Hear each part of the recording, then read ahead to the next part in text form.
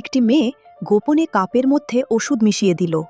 সে চেয়েছিল শিক্ষক এক চুমুকেই তাকে মারা যাক, কিন্তু শিক্ষক ভ্রু কুঁচকানো না, মাথা উঁচু করে একেবারে সবটা খেয়ে ফেললেন।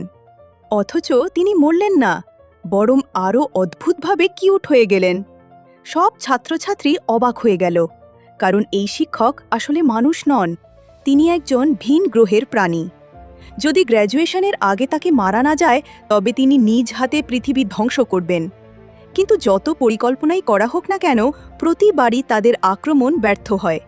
তখন শিক্ষক নিজেই একটি শর্ত দেন। কোনো ছাত্র যদি কোনো বিষয়ে প্রথম হতে পারে, তবে সে নিজ হাতে তার শরীরের একটি করে টেন্টাকাল কেটে ফেলতে পারবে। যত কম টেন্টাকাল থাকবে, ততই তার শক্তি কমে যাবে। তখনই তাদের জেতার সুযোগ তৈরি হয়। সেই দিন থেকে সবাই প্রাণপণে পড়াশোনা শুরু করে।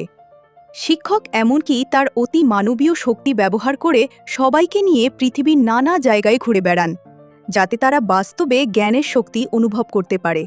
এভাবে আগে যারা একেবারে পিছিয়ে ছিল, সেই ক্লাসটাই একসময় প্রথম হয়ে যায়। অবশেষে সেই শেষ দিন আসে।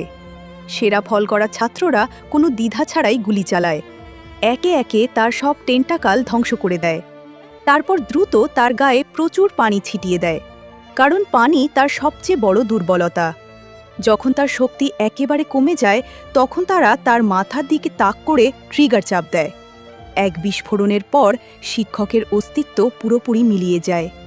কিন্তু অদ্ভুতভাবে কেউ উল্লাস করে না, কেউ উদযাপন করে না, সবাই কান্নায় ভেঙে পড়ে।